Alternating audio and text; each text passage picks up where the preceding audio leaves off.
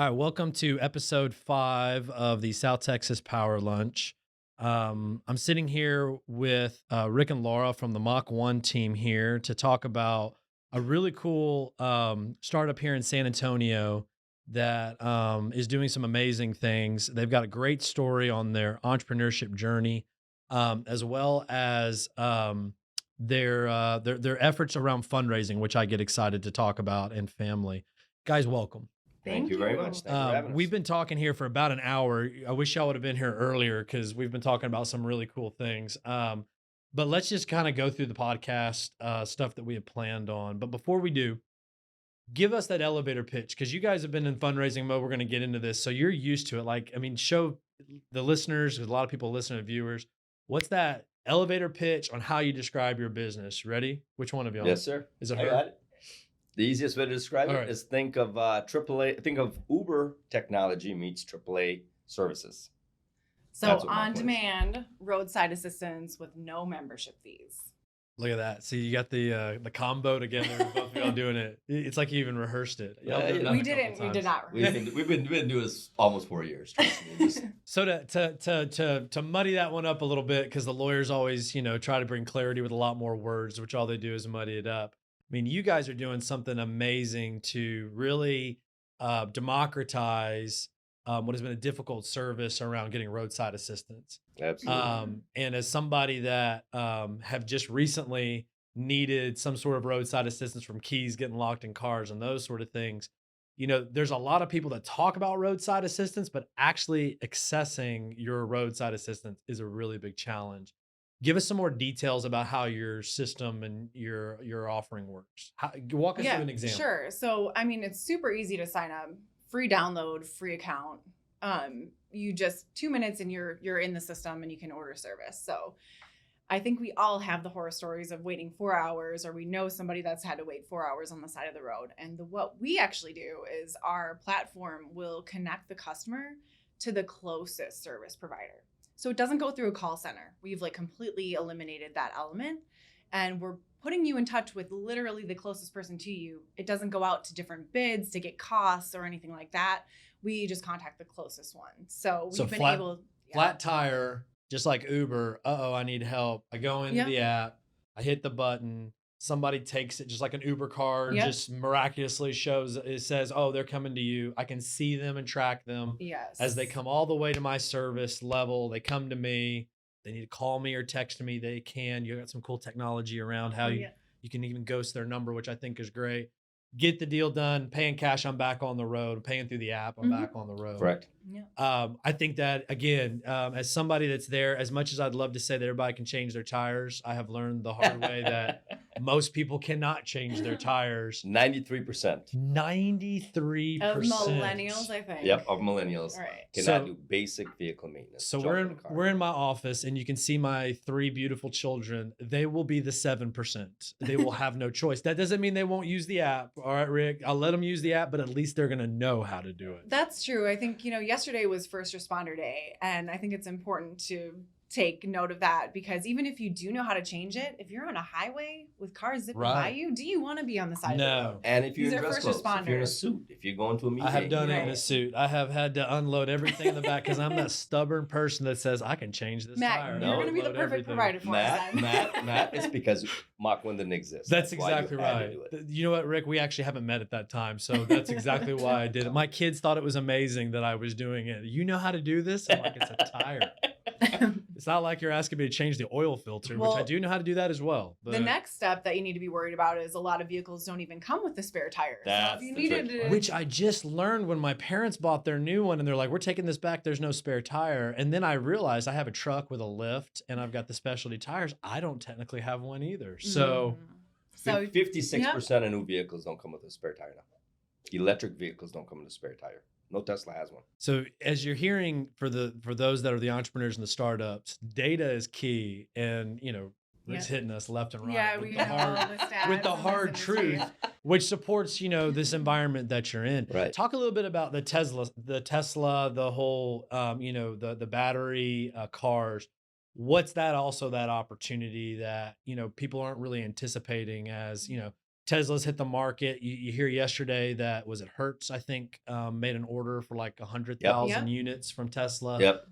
So we're going to see a lot more of these, even just in, the leisure space. Correct. And it's not What just Tesla. Rivian's now ramping up. GM is ramping up Ford. there. Everybody's Yep. doing more and more Why electric vehicles. somebody would buy a Ford truck that is electric, I don't know. Y'all are going to have to explain that one day. I'm Well- going to stay neutral on that. Well, under the hood is trunk space, basically. That's what I'm assuming. We love you, Ford drivers.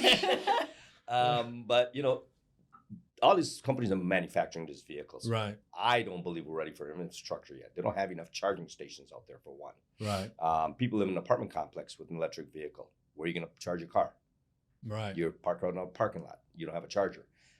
So one of the things we're implementing with Mach1 is a mobile charging unit. Because just because you shut your electric vehicle off doesn't mean it's off. Okay. It's still training. You park at the airport, leave it for 2-3 days, and you have 15% charge enough to get you home. By the time you get back, you're out. It's kind of like my phone where I think I've turned it off and it's not really off. And then you go, I'm going to turn this thing Yeah. on. And it's like, how does it have 2%? It was off. Yep. Yeah. See, Don't pull it. I'm going to be the old school guy that's going to drive the gas and move to the diesel while Right. everybody else moves there. But that doesn't mean there's not business opportunities. No, Well, it's yeah. huge And I mean, opportunities right out now there. we have 8 services through our company for roadside assistance, all the basic services. But we see that the future is going to need those electric, mobile charging units. It's just like when you run out of fuel on the side of the road now. Even if you're planning and you think you're good at that, it still happens all the time. It's one of our biggest services that we offer. So- Which I'm the guy that literally is like, oh, it says I have 1 mile left. Oh, it says 0. Oh, that wasn't true. So therefore, next time I'm like, Wait, you're going I down really a hill, have- there's more. oh, I'll put it in neutral and just kind of coast it as long as I can. So Well, Matt, would you believe fuel? People running out of fuel is our number one service out there. I bet. Mhm. And there's gas station every corner. Now, Yeah. think about it. There's not charging station every corner. So talk about the model for the business opportunity, like the Uber driver as the gig economy. What's the opportunity that the gig economy has with Mach1? I know the consumer opportunity. Sure. What's the gig opportunity? So I think it's important to kind of know a little background about the roadside assistance industry and how they actually take calls. A lot of motor clubs in the past, they'll put out a call and ask these providers, what's the lowest price you're going to take this job for?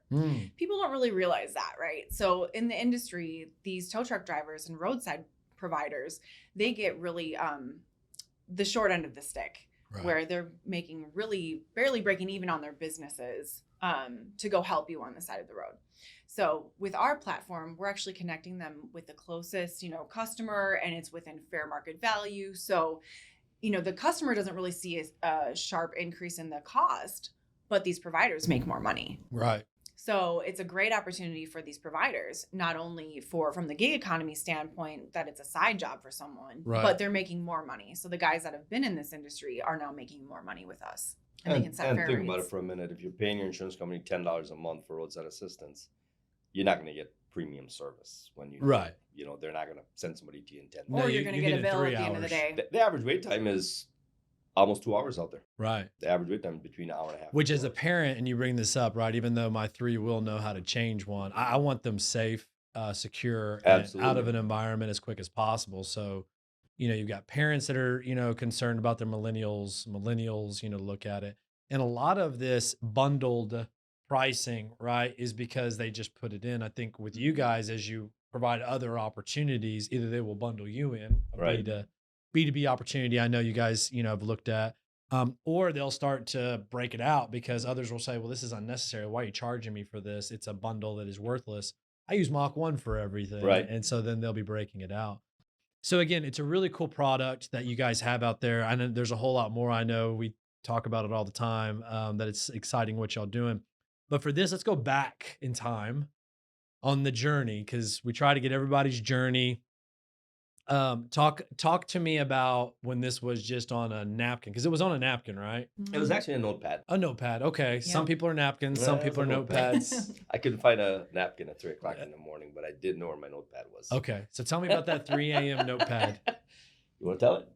Well, so I mean, from my perspective, right? I was Wait a minute. Is it 3 a.m.? Are you both awake? I wasn't up at 3 I a.m. was. I didn't come into the picture till 6 a.m. Oh, okay. 6 a.m. Yeah. Okay, so he got a little bit of a head He start. had a head start. He got it on the paper. You clarified it. Is that what I'm about to hear? Maybe. She solidified it. Solidified. Solidified. Okay, there you Yeah. go. So tell it. So okay. So the day that he had this idea, Yeah. I was actually 7 months pregnant with our youngest and woke up around 6 a.m. And, Rick's not in bed. So I'm like, of course I text him because I wasn't going to get up. 7 months pregnant, right?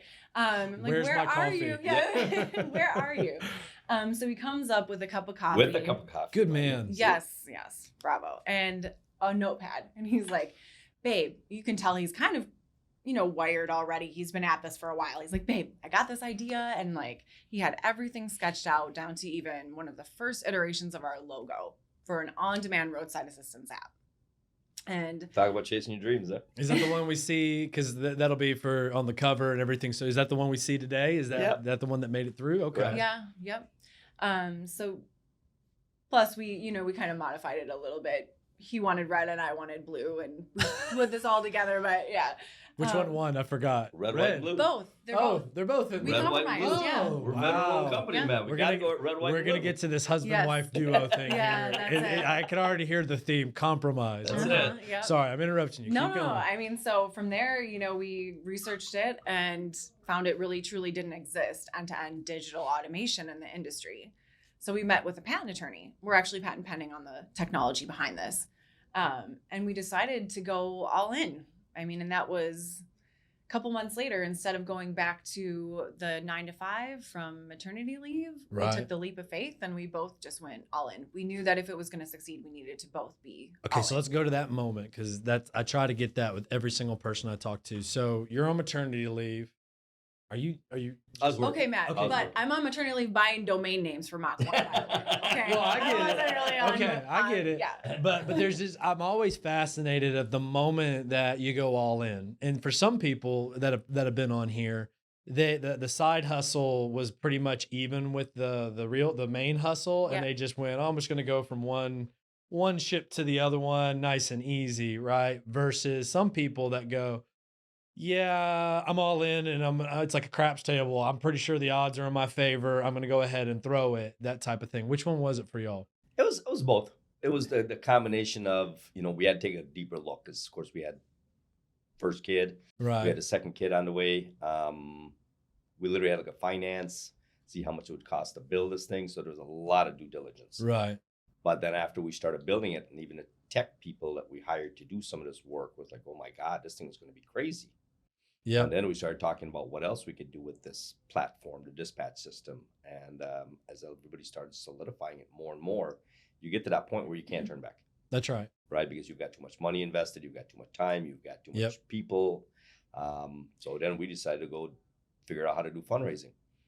Yep. So I was lunch yesterday with a friend of mine, and he said, because we were talking about just ideas that he had, and he's like, every single idea is just an idea until you finally hire that first person. No. And then it's real, and it's so real, it's scary. Right.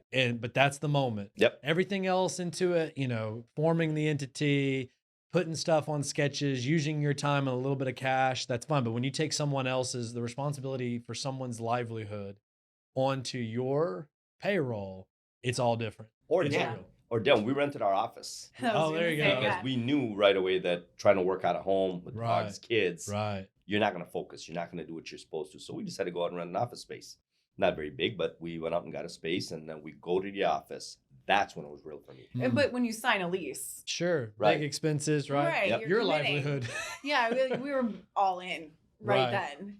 Before the first employee, we had the office. Yeah, but then it felt real because then you come into an office, you know what you're doing, you focus on what you're supposed to. You open that laptop up, and boom, you're on conference calls, and you're trying to get things going. And of course, we're spending a lot of time researching the industry at the same time, Right. find out some of the issues with concerns with the industry, which hasn't been changed in 60, 70 years, or anything significant.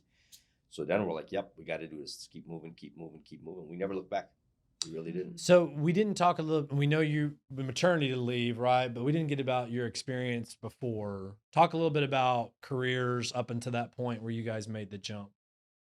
Rick's awesome. He has a business background in ownership. He's like the guru of sales development and training, but he also did work for NMSDC, which is the National Minority Development Council, where he would help bridge the gap between corporate America and minority business owners. So quite the background. I started from military. Man, did you hear how she was talking about you? God bless, bro. Kind of like I might have married him or something, right?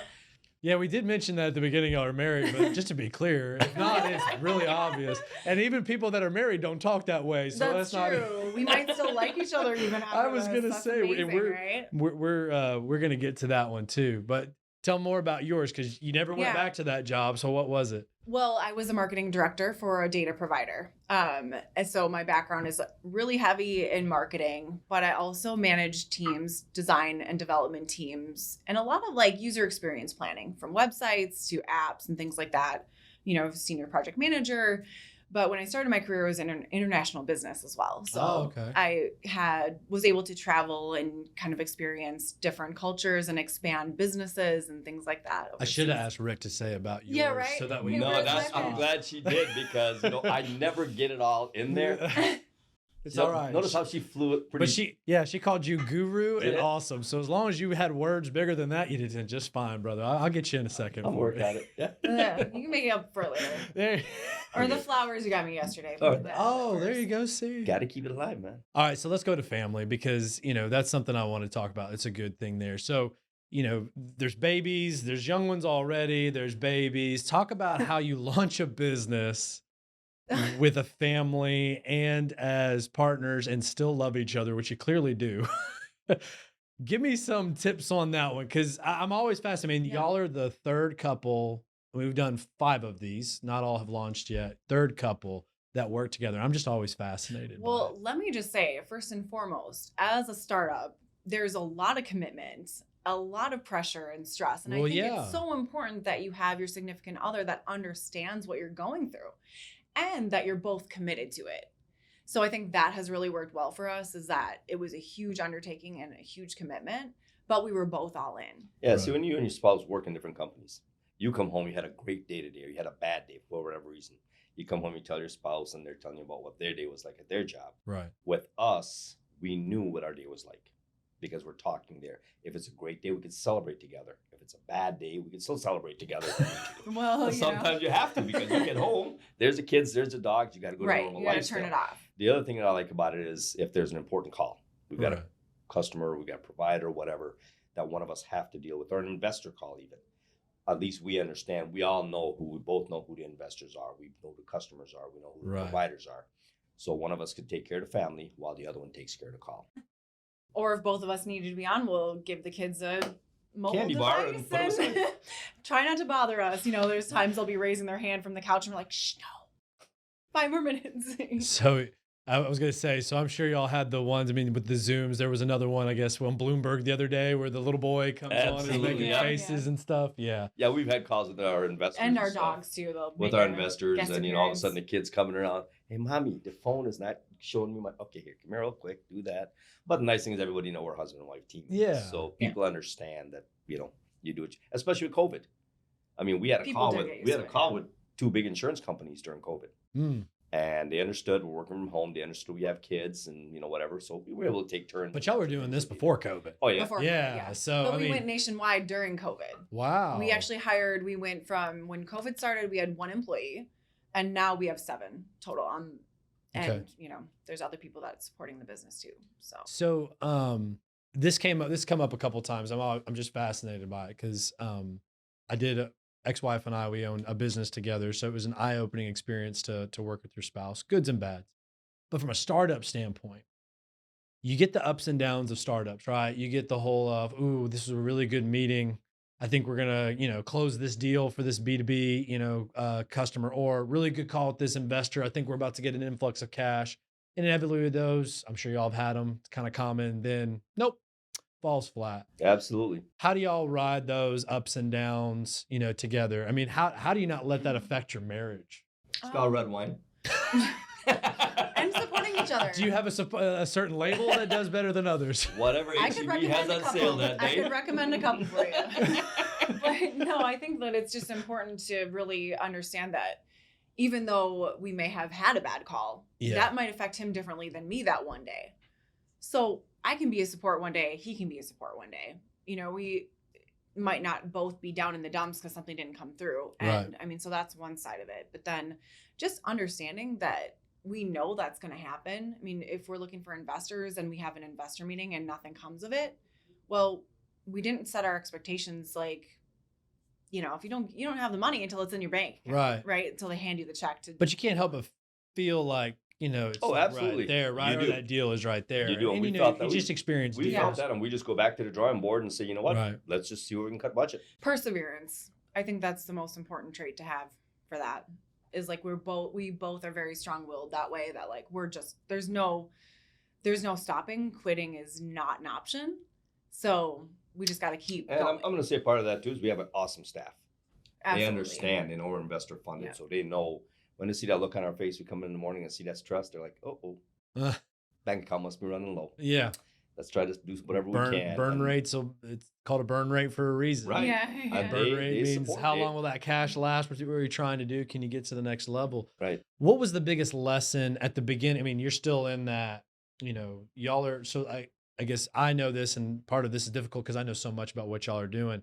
What round of funding are y'all on that spectrum, or where do you We're technically in an extended seed round right now. Okay. So we are raising money actively. For and is it a Series A, C, or seed round? Seed. Gotcha. We've kind of extended it now, and we're raising, you know, between $1 to $3 million at this time for the business. So when we started fundraising, we thought it was just fundraising. Then we Right. started finding about seed and Series A and Series B. Then went to a pitch contest. Somebody's like, or pitch competition, and somebody's like, wait a minute. Well, did you already do your pre-seed? I'm like, what's pre-seed? I thought or seed friends was and for... family pre-seed. Yeah. There's So many different categories. Well, and you know, for as a lawyer, I've been on those. So your typical rounds are friends and family, Correct. Right? It's who you know in that network.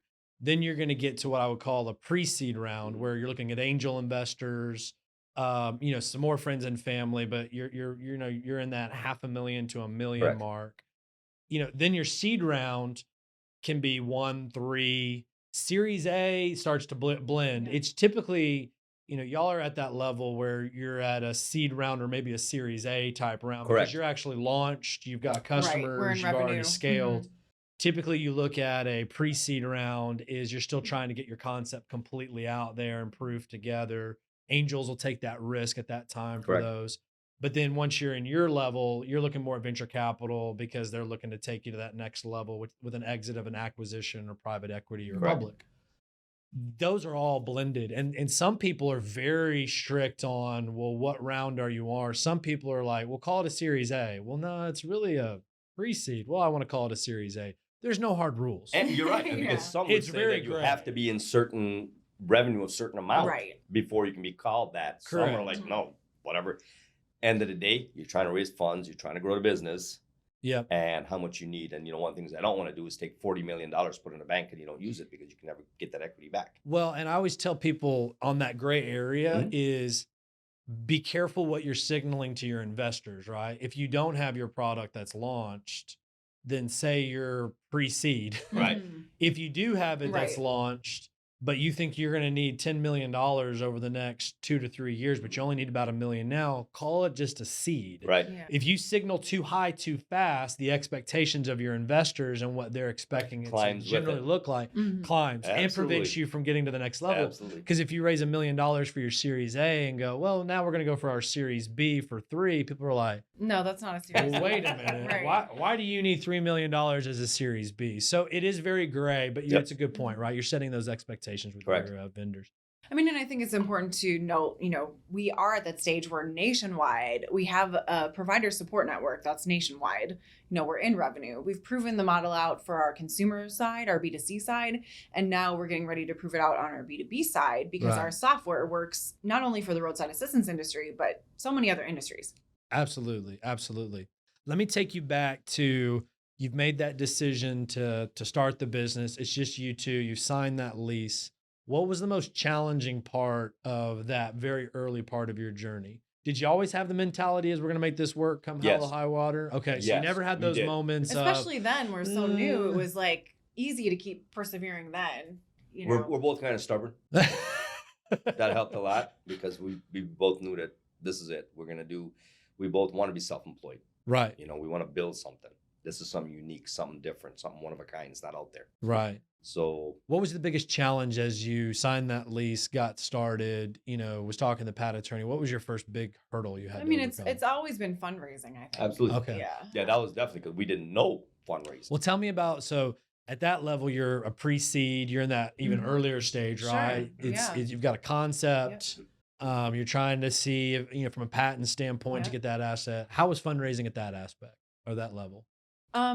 We actually, friends and families, obviously, where we started. Okay. And friends of friends and family of friends or whatever started, because we didn't go out and say, okay, we need $2 million, 10,000, 5,000, 20,000. Yeah. Most people have that in the bank. And after we demonstrated what it is we're building, because we weren't even up and running yet, people took that risk, especially friends and family that knew us, that believed in us. They already knew our now, ethic. Is this all equity, or did you do the convertible debt route? It was all equity because, again, it was friends. They're not professional investors. Right. They're literally somebody that, a friend or a family. We showed them what we're doing. Hey, can I put in $10,000? Or they're entrepreneurs as well, and they saw, the opportunity here. Yeah, and it's easier if somebody write a $10,000 check than a $100,000 check. Sure. But you get 10 of them writing that $10,000 check, you are at $100,000. Now there's pros. So that's an interesting aspect. And again, most of this, I want to talk about the fundraising because, that so many people are asked so many questions. So one of the questions I get asked a lot is, well, at each stage, right, how much equity do I give? They watch the Shark Tank, and my Shark Tank ones are hilarious, right? They come in and go, well, Mark, we're going to, we haven't made any money yet, but for, $500,000, we're going to give you 10% of the company. And then, the sharks circle around, and next thing you know, he gets to keep 10% of his company. And they own 90%. Exactly. And it's done, right? Yeah. And that's an extreme, but that's how sometimes people think. It's very different. How did you guys go through that first challenge of, we need to raise X amount of money, and we're going to give up X percentage? How did y'all go through that process? We actually had a lot of help.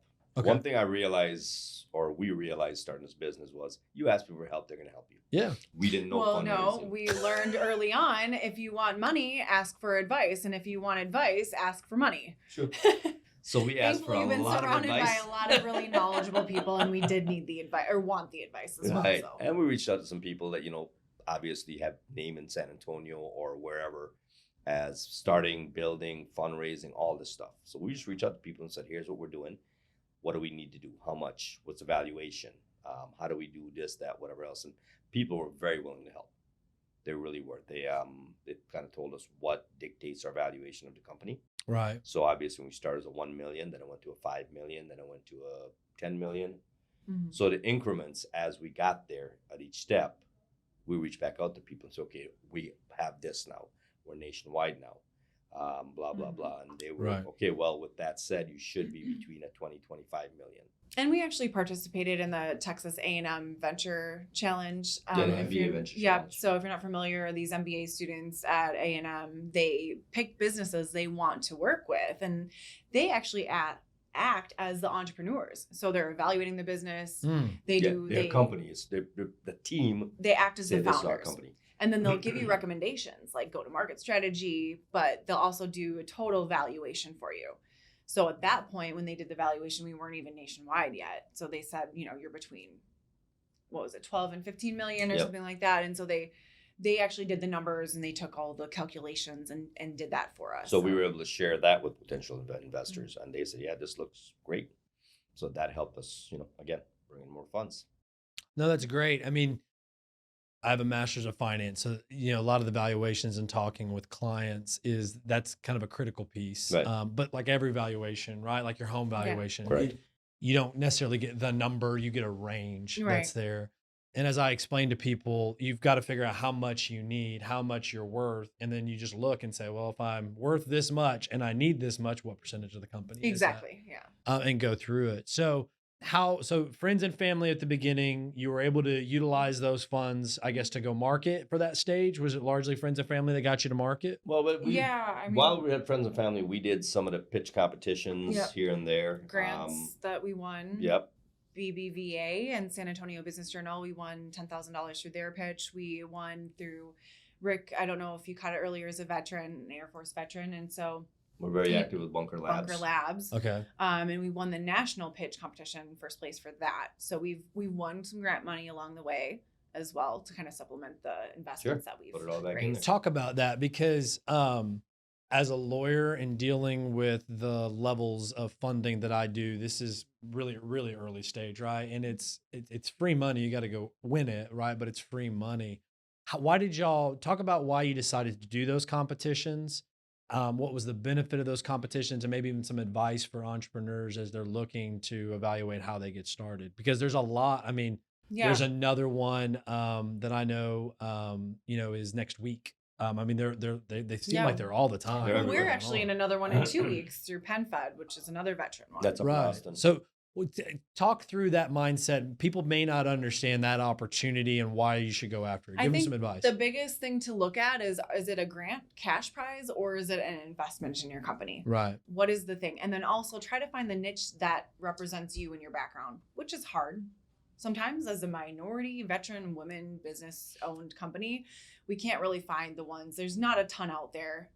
We're in software, but it depends on kind of the representation. So I would say do your homework and find out which pitch competition are you most likely to be accepted into, and try to make connections with the people that are running them. And every pitch competition has a room full of investors.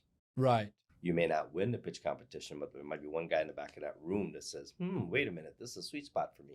Right. So they'll come talk to you afterwards. So in a way, it's getting your name out there, presenting yourself, because now that guy in the back of the room just saw your full presentation.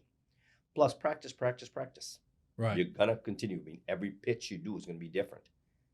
You're not going to walk into every pitch and say the exact same thing, do the exact same thing. You may have to tailor it to your environment or your, wherever it is that you're doing. Yeah, because some pitch events we do is veteran base. Yeah. Of course, I'm going to talk about what we're doing for veteran, more than I would if I'm doing it at college. What I would talk more about how this would help Matt Duke's daughter if she gets stuck at 10 o'clock at night. God, she's not in college yet. She's only don't 3. rush Don't rush my child growing up. No, but I mean, it's coming. It's coming. You also have to cater it to time. Sure. We've done 60-second pitches. Yeah. That's basically your elevator pitch. See, I've always, I do pitch coaching down at Velocity, and I've seen the evolution of some of these great, entrepreneur startups doing down there, and it's been kind of really cool to watch. But I've always just wondered, is it worth that? I mean, because you're right, having to constantly do that, is it worth it? And I've come to the conclusion that the answer is yes. Oh, yes, absolutely.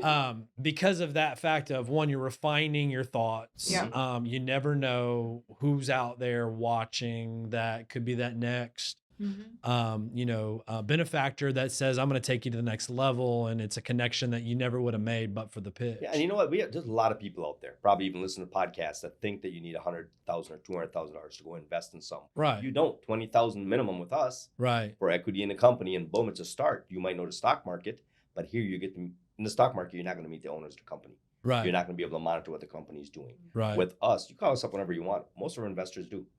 Several investors are Navy pilots. And they'll call us up and, hey, what's going on with this? And hey, I saw this on the investor update.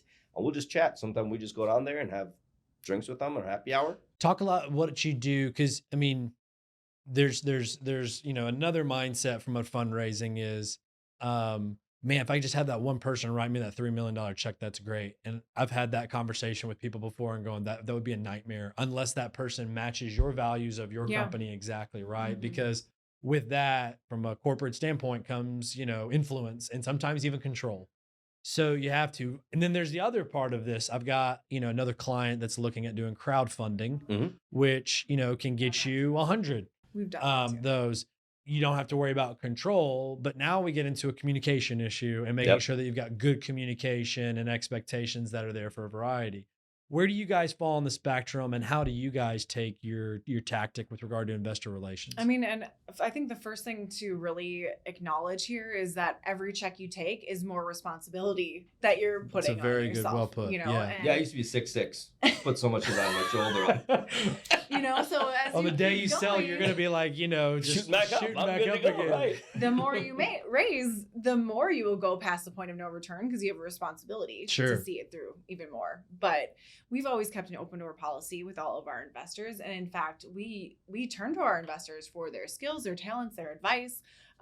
You know, we have people that know how to do videos. They come to the trade shows. They work work the the trade trade shows with us. shows. We will ask for advice or recommendations. We have attorneys. We have financial people that are involved. So Right. when we're trying to do certain aspects of the business, we'll go to them. Even for like search engine optimization, we have a stakeholder that is an expert in that, and we work with him on that. So, you know, we really like to pair up with investors that have a skill set that can help complement the business, where Rick and I might not know about that subject, and we can kind of turn to them for advice. Right. No, that's great. I mean, a lot of time is spent with, you know, a startup figuring out who's on their board. And that's typically the conversation is board composition, making sure that you've got complementary, you know, skill sets Absolutely. Yep. to what your weaknesses are or to what the team's weaknesses are. But rarely do you hear that you should have shareholders be that way, but it makes sense. What talk about your culture, because you've got a culture with investors, and I'm starting to hear, but talk a little bit more. How do you keep a culture of Mach1 for employees, for investors, and for even like your providers that are out there? Family, family, family.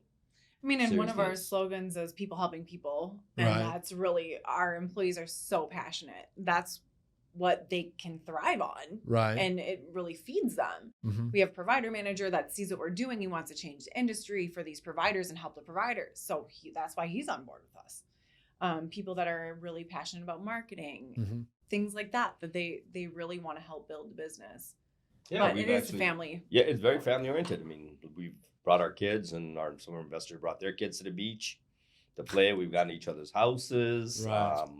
We know our employees have family. Right. We make sure they're taken care of. You know, if one of their kids sick or something like that, hey, don't worry about your 1-day pay, whatever. Take your kid to the doctor, spend time. Exactly. So we all kind of take care of each other.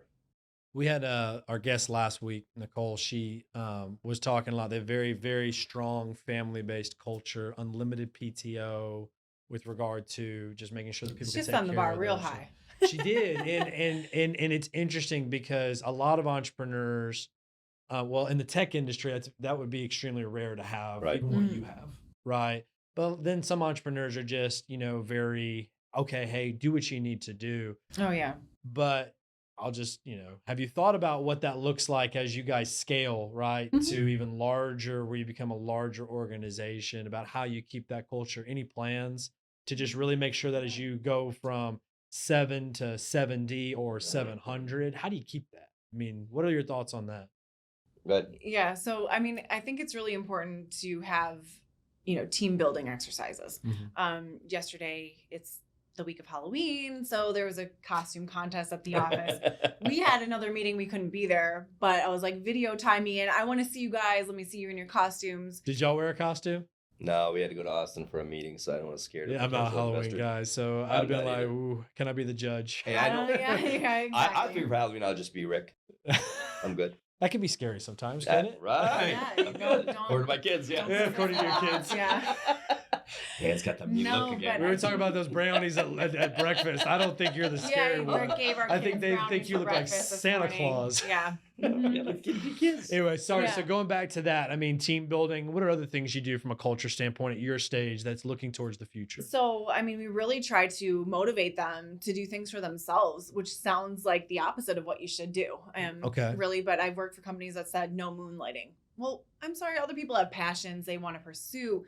And we really want to encourage them, grow them, like Right. influence them that they can go build this other life. Like we want to see them be happy and successful as well. And we invest in them. Yeah. If there's a certain class, like for office manager, a certain class on HR or something that's online, pay the $50, $60, $100 and let him sit in for a couple hours and learn. Mhm. Another employee that loves graphic design wants to Mhm. learn more about that, different software. There's a class coming up, go take the class, learn, because we tell the employees that as much as we'd love you guys to be here forever, but if you ever have the entrepreneurial spirit in you, we'll back you 100% to go do it. That's great. Mhm. Obviously something to jump. So each individual employee, think of it as business owners. Right. Each employees are business owners within the business. So, you've got all that different skill set coming together. So we invest in them too. No, that's great.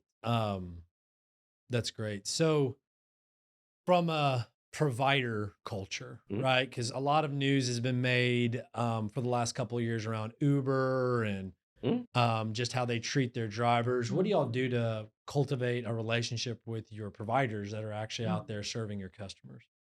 So, well, we do multiple things. But I would say first and foremost, the reason our providers come to work for Mach 1 is because they can make fair money. Oh yeah, We've twice the literally them what had, they're making with yeah, mortgages. I mean, and it's not costing the customer anymore. It's just changing the model, right? Sure. It's not the membership model. You're just paying for it when you need it. So you actually save money as a customer. You Right. switch to Mach 1 and you save. Hmm. But it helps these providers to grow their businesses. I mean, and what more motivation could we have that we're seeing the difference in these providers' lives, that they're really truly making more money and being Right. taken seriously, where we don't just say, hey, we're the man. Here's Yeah. $5 to go tow that vehicle. At the end of the day, they got families to feed too. Right. Mhm. Yeah. So helping them and watching their businesses be able to grow, that's what we want to keep growing the customer base for. Right. Let's see it make a difference in their life. Because for them, I mean, they get a much more efficient, service base that they can provide to, right? Yep. They Yeah, just because have to it's wait. their customers. Right. Matt, it's the same thing as you pick up, Google, whatever, tow truck near me, and you talk Right. to a guy and he comes take it. All we're doing is connecting them. Right. That's one. Number two is we do a lot of guys that are starting out in the industry are smaller, 1-2 man show. They don't get to go to these trade shows. Mhm. They don't know new tools and equipment and how to be ways to be more effective and efficient. So our manager for all the service provider, that's his job. Is Okay. to find new tools, equipment, things to make them more effective and efficient. And he does Zoom meetings with them Oh, wow. and demonstrate the new product and let them ask questions about, hey, I'm with this company. Am I paying too much for insurance? Yeah, go talk to this guy, whatever. However we could do it to put more money in their pocket and cut their cost, Sure. make Okay. them be more efficient. So a lot of them are on the Zoom. They love that. Okay. And So I we're mean, it's been training them. and it's been a cutthroat industry, right? If a motor club comes to you and the guy that is working down the street from you and says, "What's the lowest you're going to charge me?" Well, the guy over here is charging me $5 less. How much are you going to charge me? Right. It's a cutthroat industry. Sounds like healthcare. Oh, right. wait a minute. Well, at the end of the day, if Oops. I'm out of town and Laura's got the 2 girls in the van, it's 10 o'clock at night and she gets a flat tire somewhere. Right. You think I'm going to complain I about don't 10, care. 20 Yeah, minutes? I Get don't it know. taken the care help. of. I want to know who's going. Fastest. And that's one of the features that we safest. built within the app is the emergency contact notification. Mm. So she has the app. She has me as emergency contact. When she activates that app to request a service, I get a text message. Okay. So you even know where the car is. Yeah. Exactly. Got So it. I know who's coming to help. I know she's Oh, good. that's great. So if I'm in a meeting, whatever, and I Yeah, that's been a little lifesaver on like Uber and stuff when people Sure. have gotten in cars with strangers, Mhm. those sort of things. Who Absolutely. is this person? Which Right. I think has helped from a safety standpoint. Mhm. Let me, for the last bit here, I want to talk a little bit about now the phase that you're in on the fundraising side. And again, now we're in the seed phase. No, I'm sorry, seed phase, not Seed. pre-seed. We're in Seed the extension. seed extension Yeah. phase, trying to get to that next level and then move to that series A phase. What are some of the strengths? I mean, in San Antonio, let's talk with strengths before we get to opportunities, because I know there's opportunities there, but what are some of the strengths that you see that San Antonio has from a fundraising for entrepreneurs at all stages, prior to a series? Well, I think Rick mentioned it earlier that we did find some support here. There's been people that have offered to help us with our valuation. We actually have talked with another fund that wants to help us with just like the pitch deck and get us connected and Right. things like that. So I think there is a network of people that are looking to support entrepreneurs here. I know there was just startup week, and so there's different things going on Sure. that had gone on to kind of give advice to new businesses. And there's other companies coming here. Beam, the Women Founders Network, they're coming into San Antonio now. They're trying to do a few things. So there's some resources out there of people, but you kind of got to network to figure out who's the right fit, who can help me with my business with the specific advice that I'm looking for right now. And I'll go with the weaknesses, because this is just what I see, and you can give me your thoughts. Is there's a lot of great resources that are Yeah. out there. They're disconnected. But you've got just amazing people, Geekdom, Velocity, Capital Factory, Women's Founders. There's, I learned more like Social and Hustle is a women's thing that's out there. Launch essay, you've got Lift Fund. Lift Fund, Fund has been yeah. great. Yeah, so But what the opportunity I see is connecting the investor network together in a tight way, so that way there's a broader perspective than just really the narrow avenues that we've got right now, which is a challenge. absolutely. And I have no solutions, and so I really can't complain about it because I have no solutions for it. But it's just something of an evolution that Right. I've experienced with some of my clients of what we're working through is it's really just, you have a conversation with this person, you have a conversation, you do a pitch to one group, but it doesn't really spill into, a broader conversation. So you're having to go into all the different silos, hoping you're hitting the people. You're hitting a lot of support. I mean, the support out there is fantastic, but you're not hitting the money. Right. Right. I mean, if you look at it, we've raised over $2 million to take us nationwide as a business and build all the software. Right.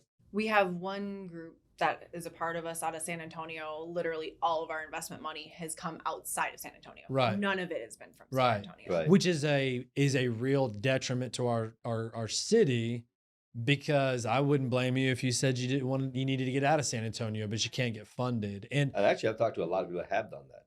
right. They have Yeah, packed up, moved out of San Antonio. One recently, one of my friends, there's 3 female founders. They just moved to Austin. Yeah. I mean, she literally moved to Austin because of the startup that she's doing. And I don't know if it's so much the groups as opposed to, you don't see a lot of new investors here. You see old investors, and they, not old like in age, but older. Right. So they want more brick and mortar. They like more tangible type business. Right.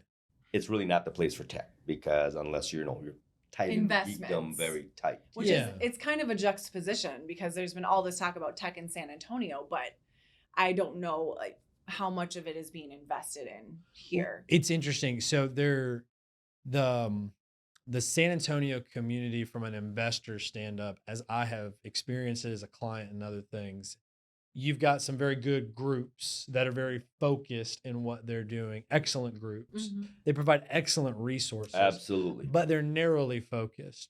Then there is a broader community of people that have funds and have no idea how to get engaged. I'm really happy. We sponsor the Alamo Angels. I'm really happy of what they're doing to try to expand that group. But it is also very small in itself right now, as far as all the potential people. And Sebastian and the guys down there, David, they're doing a great job to get it, but we need that faster, because if we don't grab it, we're going to do things like I've seen actually during Startup Week of great companies somewhat in San Antonio using the resources onto other places where they can get the funding. Right. And so they'll be San Antonio born, but somewhere else raised. Right. And then we're going to have a lot of somewhere else born, and then in San Antonio raised a little bit, but then went somewhere else and got raised. We're not going to build a staple of San Antonio born, raised, or even just raised companies, because we don't have that community. And Matt's a two-part. It's not just the funding for it, but also the younger people that want to learn. I mean, we're in tech. Right. We're not a roadside assistance company, right? You might have 20 guys out there who know how to change a tire, but how many know how to operate technology or do technology? So that's another problem that we're facing, because kids are going to college. They're going off to Austin to find a job, or going to Silicon Valley to find a job. But the interesting thing for that, though, because I'm going to disagree just a little bit on that piece, which is it's remote work. I got guys that, are developing round the clock, because we sign these offshore agreements, which I get there's risk on offshore agreements, but we sign offshore agreements. And, they've got the team in Asia, they've got the team in the United States, more Latin America, and then they've got the team in Europe, and they're just burning code all day long. So you can find that. Now, from a customer service standpoint, I've got some or brain power in the city itself, brain power in the city. But I know there's been so much on that tech, which, don't get me wrong, but we're still just exporting it. Right. Oh yeah, for building. Well, but I'm talking about just have to know how to troubleshoot. No, if we have a customer call up and they're having a problem, but I'm thinking that the resources around getting talent and coding talent in San Antonio is a little bit too early. I'd rather build the investor. It's a chicken and the egg. Absolutely. But if I build, it's kind of like a startup, right? In a startup, you don't have dedicated coders. Right. You're hiring people from everywhere else. Whereas a community, we're a startup community. So let's pour money into access to capital, all these great resources we have to nurture these business ideas, to try to push them to an actual pilot or get rid of them.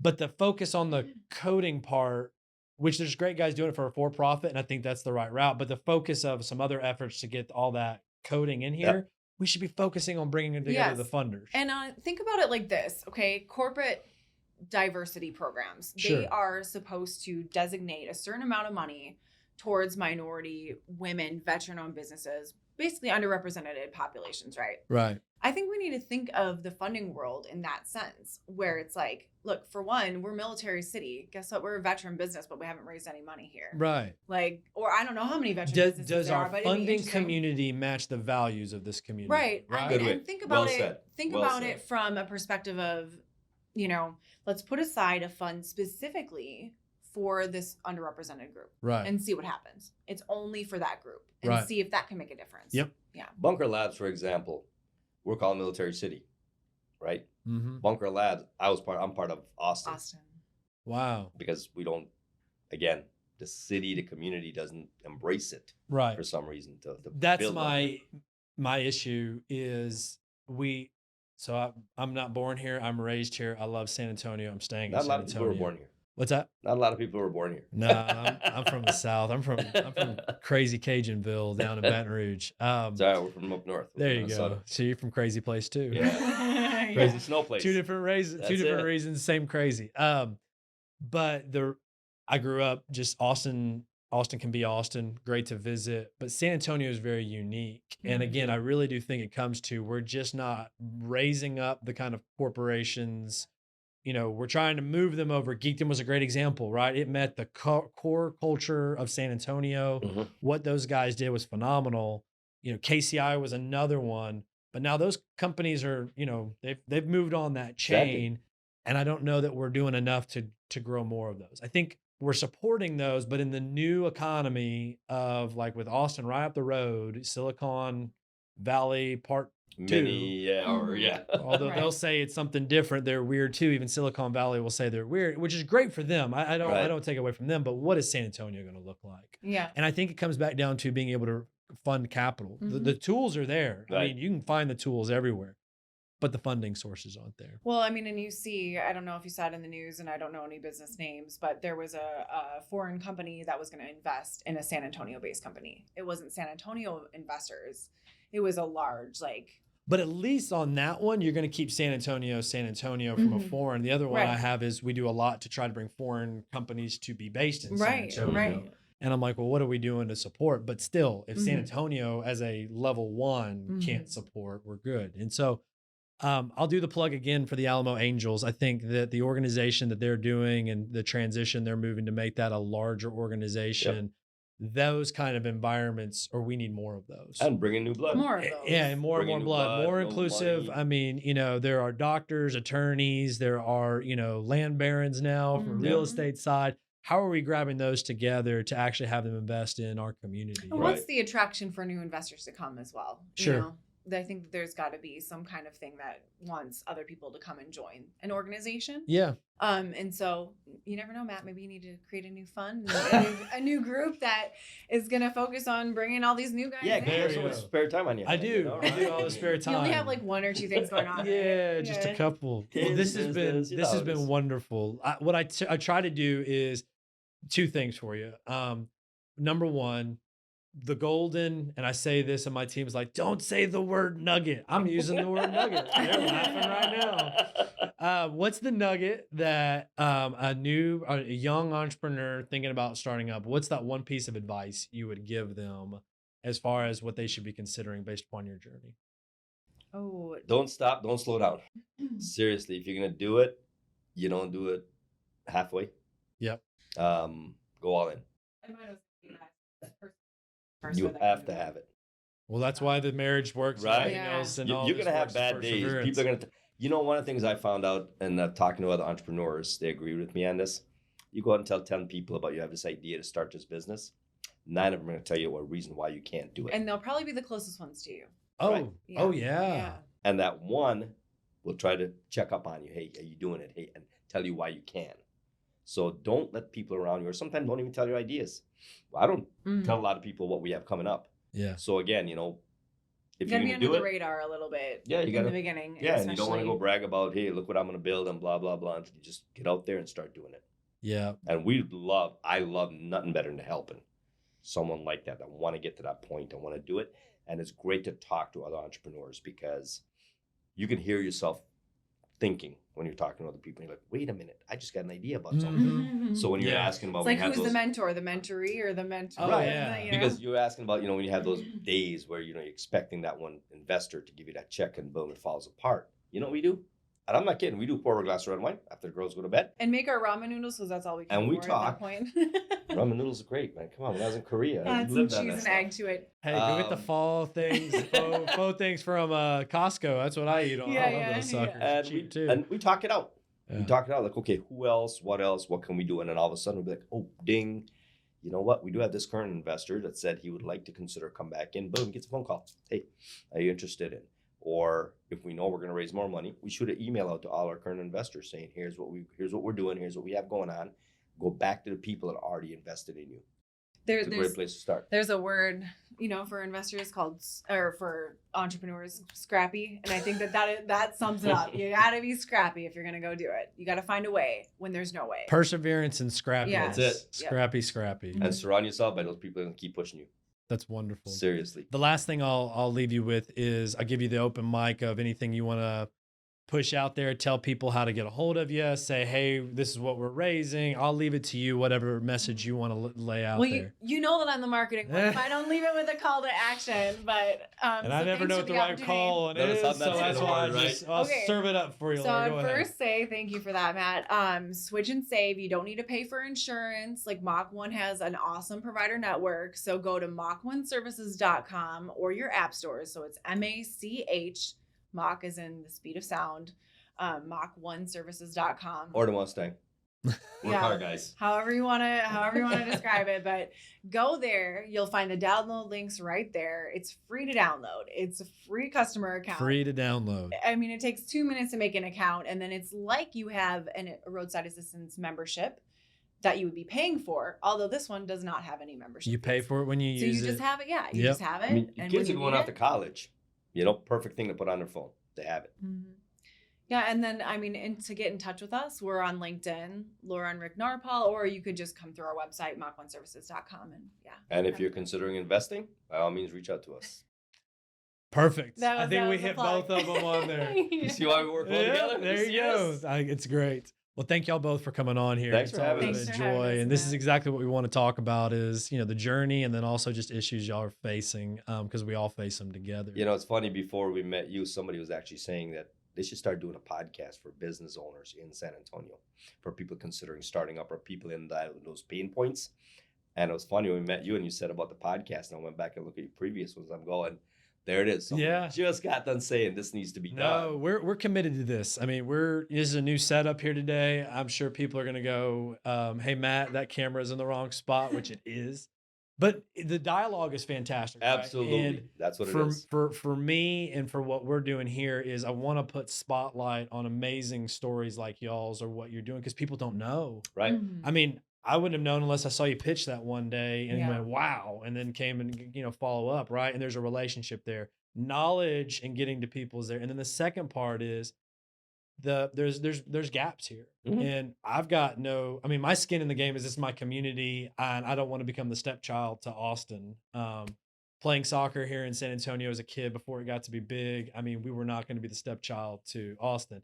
Dallas was bigger than us, so we were like, okay, we're going to compete at that level, but we're sure as heck going to be bigger than Austin. Right. I still have that mentality here, and Austin's great. I love it, but I love my community. Yeah, and And pointing out some of these blind Mhm. spots that are Yeah. here with, I don't have that narrow focus, just a community. I think it's important.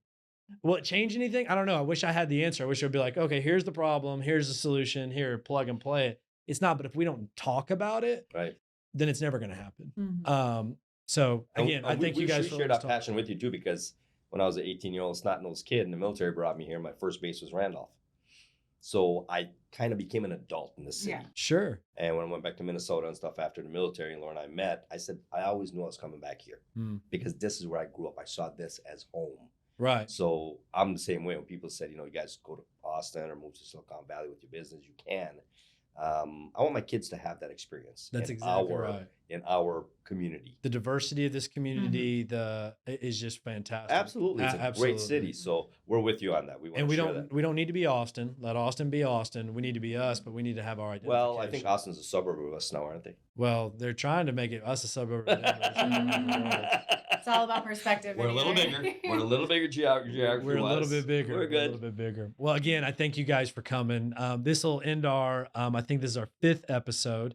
If you're listening to us on the podcast, on Spotify, on Apple, on Audible, thank you. Go ahead and hit that subscribe button so that way we can get more of this to you. If you're watching us on YouTube, thank you for that as well. There's a subscribe button there as well. We'd love to have you become a permanent listener, and we'll see you next time.